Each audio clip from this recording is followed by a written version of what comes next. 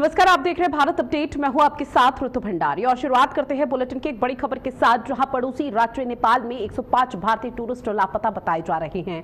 आपको बता दें, नेपाल के कई जिले ऐसे हैं, कई हिस्से ऐसे हैं जहां पर उत्तरी नेपाल में भीषण बाढ़ देखने को मिली है और इसकी वजह से कई लोग लापता बताए जा रहे हैं, जिसमें 105 भारतीय टूरिस्ट हैं। भारत नेपाल सीमा से 160 किलोमीटर दूर बाढ़ का कहर लगातार देखने को मिल रहा है। नेपाल से सटे हुए जिलों में भी बाढ़ का अलर्ट जारी कर दिया गया है। रसुआ जिले में इमरजेंसी हेल्पलाइन नंबर भी शुरू कर दिया गया।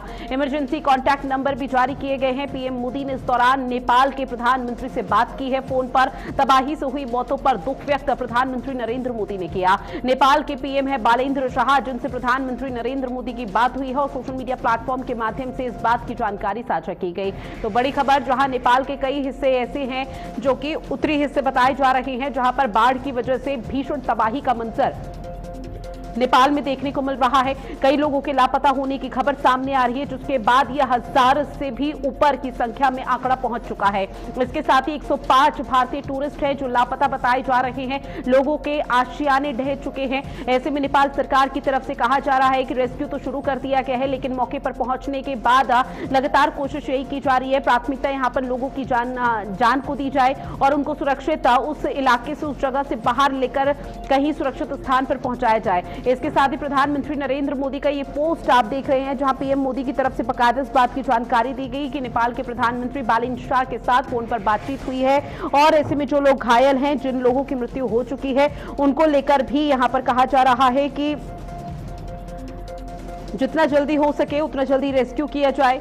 और ये तस्वीरें, ये तबाही का मंजर, आसमानी आफत, आपकी टीवी स्क्रीन पर कुछ तस्वीरें साझा कर रही हैं जो कि नेपाल से सामने आई है, जहां पर नेपाल के कई हिस्सों में बाढ़ देखने को मिली है और लगातार भारी तबाही का जो मंजर देखने को मिल रहा है, उसकी वजह से कई लोगों की मृत्यु और कई लोगों के लापता होने की खबरें सामने आई है। हालांकि इस पूरे मामले को लेकर कोशिश बालेंद्र शाह सरकार की तरफ से की जा रही है कि सभी लोग सुरक्षित रहें।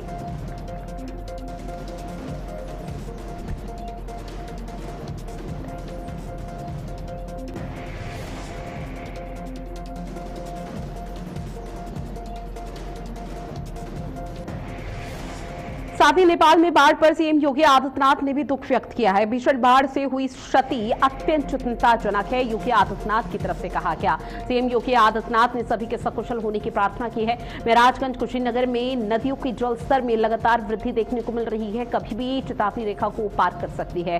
प्रशासनिक अमले को अलर्ट पर रहने के निर्देश जारी कर दिए गए हैं।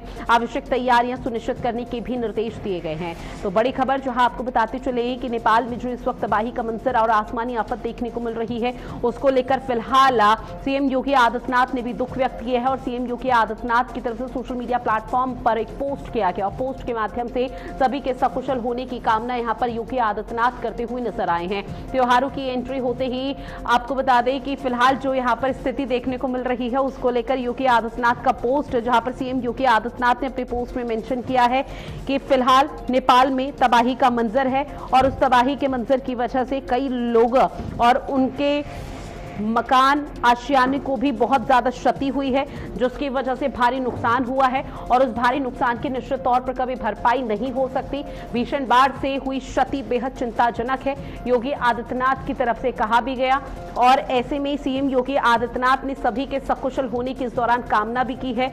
तो ये तस्वीर तबाही के मंजर की आपकी टीवी स्क्रीन पर साझा कर रही है, जहां नेपाल में भारी बारिश की वजह से बाढ़ के हालात बने हुए हैं और इसमें आसमानी आफत अभी और परेशान नेपाल वासियों को कर सकती है। इस तरह की जो संभावना है वो फिलहाल मौसम विभाग की तरफ से जताई गई है। और नेपाल का जो उत्तरी हिस्सा है, वहां पर कई जिले ऐसे हैं जो कि बाढ़ की चपेट में आ चुके हैं और नेपाल में जो क्षति हुई है उसको लेकर लगातार प्रधानमंत्री नरेंद्र मोदी बालेंद्र शाह सरकार के साथ बातचीत कर रहे हैं और साथ ही सीएम योगी आदित्यनाथ ने भी एक पोस्ट करके इस बात की खुद जानकारी दी है और ये बताया कि नेपाल में अभी किस तरह से भयावह और भयानक मंजर देखने को मिल रहा है, क्योंकि नेपाल में बाढ़ की वजह से कई जनहानि हुई है, कई नुकसान हुआ है और जो हालात इस वक्त अपनी टीवी स्क्रीन पर आप देख रहे हैं, उससे अंदाजा लगा सकते हैं कि इस वक्त नेपाल के क्या कुछ हाल होंगे। अब बात करते हैं अगली खबर की, जहां त्योहारों की एंट्री होते ही मिठाइयों का सीजन भी साथ में आता है, लेकिन आजकल इतनी मात्रा में ये मिठाइयां बन रही हैं कि उसमें मिलावट होनी लाजमी है और सेहत के लिए वो जहर साबित हो रही है। अब त्योहार आते ही मिलावटखोरों पर खाद्य विभाग का ताबड़तोड़ एक्शन देखने को मिल रहा है। बात की जाए देश के उत्तर राज्य यानी कि उत्तर प्रदेश की, जहां पर अलग अलग जिलों में मिलावटखोरों पर शिकंजा कसा गया। अब कुछ तस्वीरें आपकी टीवी स्क्रीन पर, जहां सबसे पहले अमरोहा के सैदन नगली थाना क्षेत्र के दमगड़ी टीम गांव में टीम पहुंची, जहां पर कार्रवाई करते हुए करीब 4 क्विंटल खराब रसगुल्ले और 80 लीटर खराब दूध नष्ट कराया गया। दूसरा बागपत की तस्वीर आप तक साझा कर रहे हैं। बागपत में भी यही हालात, जहां रक्षाबंधन के मद्देनजर औषधि प्रशासन की टीम सघन अभियान चला रही है। कार्रवाई करते हुए टीम ने 5 नमूने लिए, वहीं 210 किलोग्राम मावा और 43 किलोग्राम स्किम्ड मिल्क का पाउडर को भी मौके पर ही नष्ट टीम की तरफ से कर दिया गया।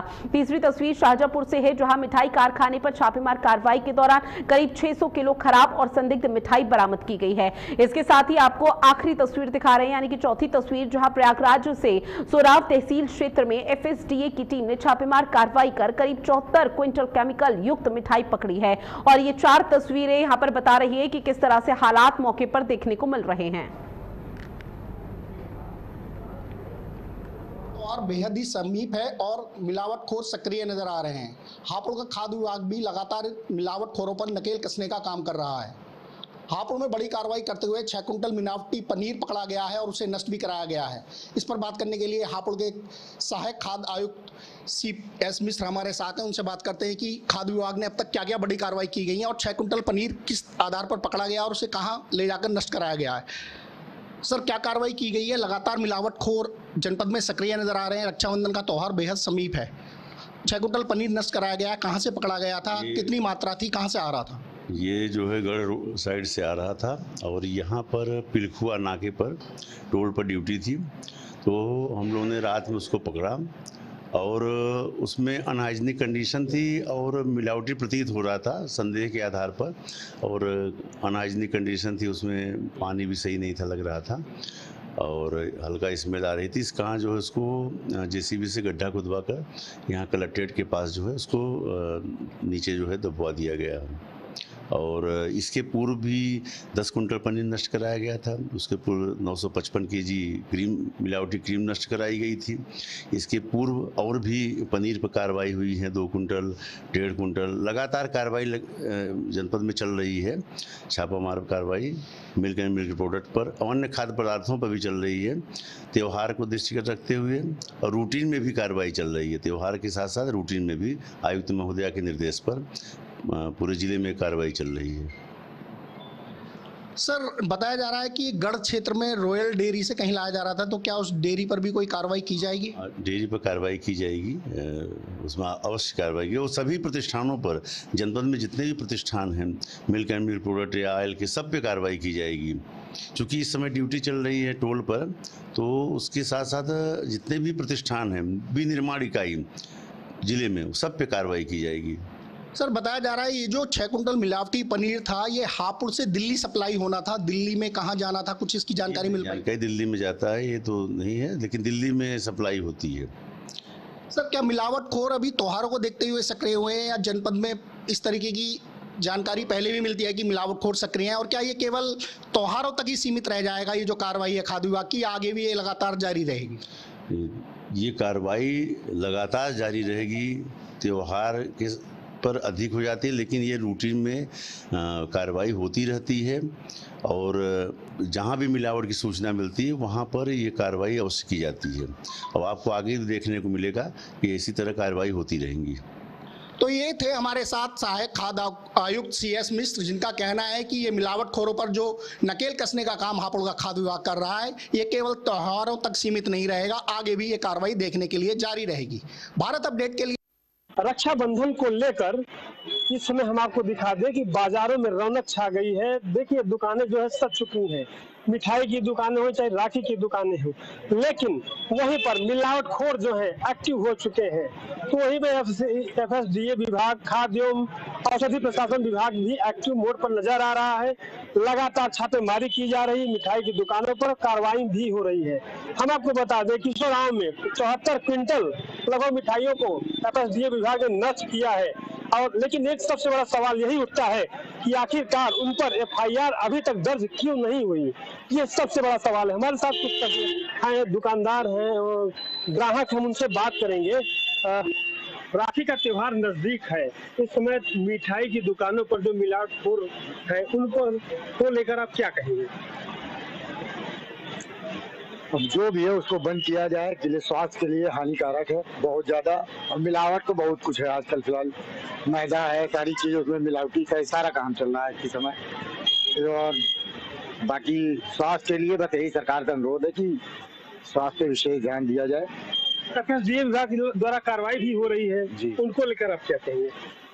सर जानकारी नहीं इसके बारे में। ये तो देखिए, कहीं न कहीं जो है कार्रवाइयाँ हो रही है, जो कस्टमर्स हैं वो बता रहे हैं कि आखिर कार्रवाई भी हो रही है, लेकिन मिलावटखोर जो है वो एक्टिव हो चुके हैं, क्योंकि आगामी जो त्योहार है रक्षाबंधन का, उसको देखते हुए जो है प्रशासनिक अमला भी लगातार दुकान जा करके मिठाई की दुकानों पर लगातार छापेमारी की जा रही है। भारत अपडेट न्यूज से विनय मिश्रा, प्रयागराज। शाहजहांपुर जिले में त्योहारों के मद्देनजर खाद्य सुरक्षा विभाग की कार्रवाई लगातार जारी है। लगातार 2 जगह छापेमारी की गई। पहली छापेमारी में लगभग 600 किलो मिठाई नष्ट कराई गई, जिसमें तमाम प्रकार की मिठाइयां, लड्डू, पेड़ा, बर्फी इत्यादि शामिल हैं जो खाद्य मानकों के अनुरूप नहीं थे। वहीं दूसरी ओर जो छापेमारी की गई, उस छापेमारी में 1200 लीटर राइस ब्राउन ऑयल बरामद किया गया और वहीं 50 किलो के लमसम लौंज भी बरामद की गई और ये लौंज और ये तेल मानकों के विपरीत थे। खाद्य सुरक्षा विभाग के अधिकारियों ने छापेमारी की कार्रवाई करते हुए तमाम अन्य दुकानों के भी नमूने भरे, जिनमें उन्होंने जंग युक्त उपयोग में लाए जाने वाले बर्तनों पर भी आपत्ति जताई और उन्हें हटाने के साफ निर्देश दिए हैं। जहाँ स्वास्थ्य विभाग अपनी कागजी कार्रवाई को मजबूत कर रहा है, वहीं योगी सरकार में स्वास्थ्य के ऊपर विशेष ध्यान दिया जा रहा है। भारत अपडेट के लिए अभिनव प्रताप सिंह, शाहजहांपुर।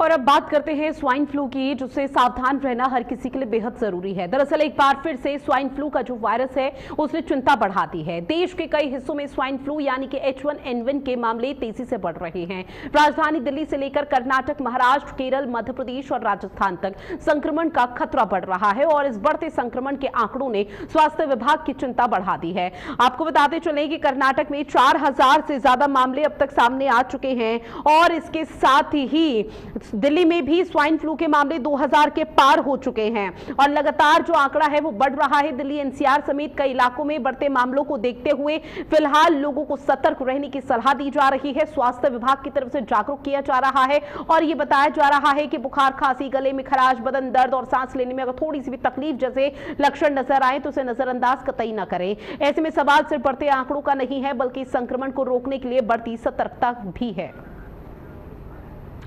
और इसमें कहां कितने H1N1 के मरीज बढ़े हैं? दिल्ली में 2308, तो वहीं दुर्ग छत्तीसगढ़ में 1 मरीज की पुष्टि हुई है। राजस्थान में भी 1 मामला सामने आया जो कि अस्पताल में इस वक्त इलाज चल रहा है और इसके साथ ही गाजियाबाद से 7 मामलों की पुष्टि हो चुकी है। साथ ही आपको बता दें इन्फ्लुएंजा ए वायरस का ये स्ट्रेन है H1N1 जो सांस के तंत्र को प्रभावित करता है और उसके बाद गंभीर बीमारी धीरे धीरे दस्तक देती है और शरीर का इम्यून सिस्टम पूरी तरह से वीक कर देती है और इंसान से इंसान में ये वायरस फैलता है और इसीलिए लगातार मास्क पहनने की अपील भी की जा रही है। स्वाइन फ्लू के जो लक्षण हैं उसमें खांसी, गले में खराश, ठंड लगना, बुखार आना, थकान और शरीर में दर्द, सिर दर्द जैसी घातक ये लक्षण है और लगातार स्वास्थ्य विभाग और डॉक्टर्स की तरफ से ये सचेत किया जा रहा है कि अगर इस तरह के कुछ भी लक्षण आपको दिखाई देते हैं तुरंत डॉक्टर के पास जाएं और कंसल्ट करें। 5 साल तक के बच्चे ज्यादा यहां पर अपना बचाव कर सके और 65 से ज्यादा साल के जो बुजुर्ग हैं वो अपना बचाव करें। गर्भवती महिलाएं भी इससे यहां पर ठीक रहें और H1N1 नाम क्यों दिया गया है वो भी लगातार ग्राफिक्स के माध्यम से आप तक साझा कर रहे हैं।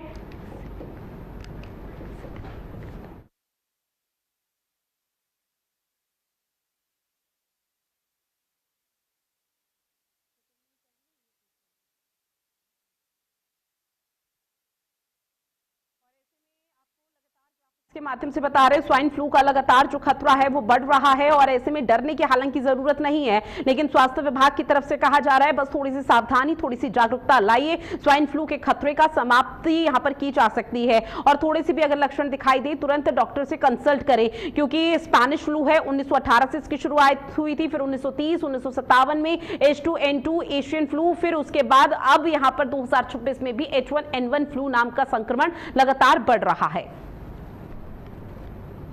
अब बात करते हैं छत्तीसगढ़ की